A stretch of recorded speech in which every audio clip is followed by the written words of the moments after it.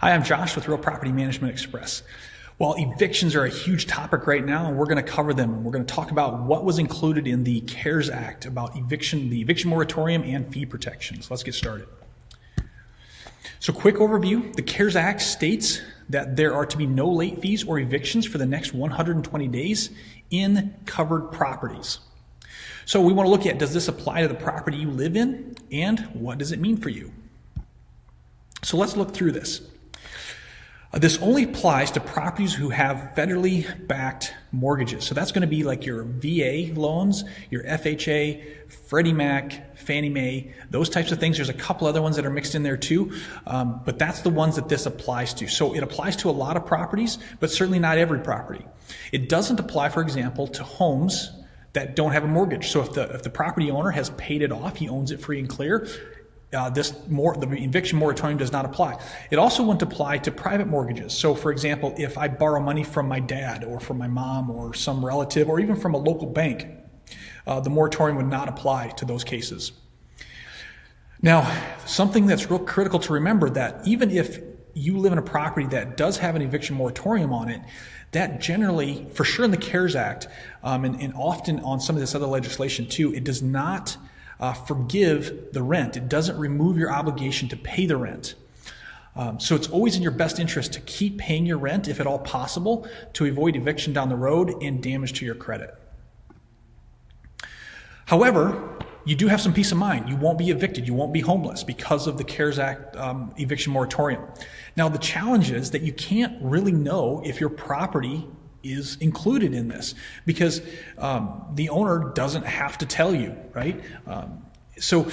But on top of that, it doesn't really matter because at the end of the day, evictions aren't really being processed anyway, right? The whole social distancing, the courts aren't in session, the sheriff has too much work on their plate anyway to be dealing with this. So that's just the practical application of this.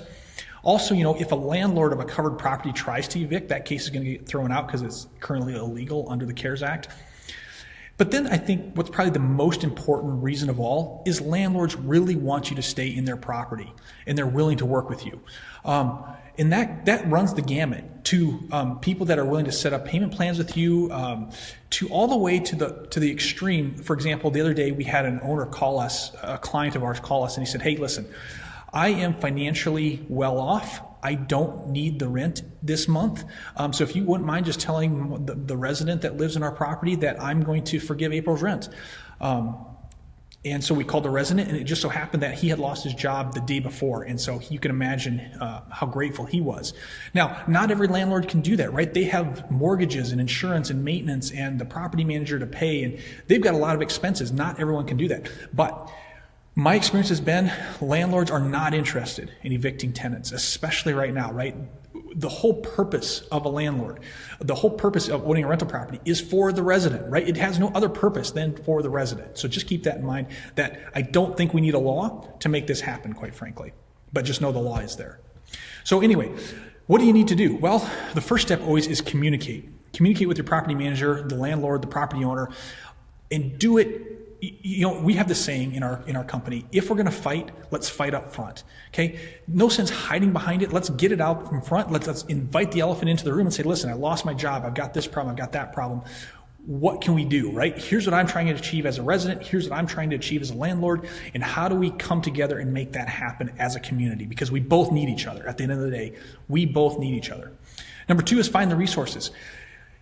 There are so many resources out there. I'm going to go out on a limb and say, listen, April's rent is probably easier to pay than March or February's rent because of all the resources, especially in Sioux Falls with the One Sioux Falls program, the increased unemployment benefits if you've lost your job, the Payroll Protection Act is out there. The cash is out there. Now, it might not be there on the 1st of April, but it certainly will be there by the middle of April. Now, step three, stay current. Staying current on your rent will help you avoid eviction and accumulated rent payments down the road. You don't want that. And step four then is recover. We're going to get through this, right? This is not going to last forever. And by limiting the damages, you can help your family recover quickly down the road once the coronavirus passes. Again, here's our phone number and our email. Feel free to get in touch with us. And if you ever have any questions, just know that we're always here to help. Have a great day.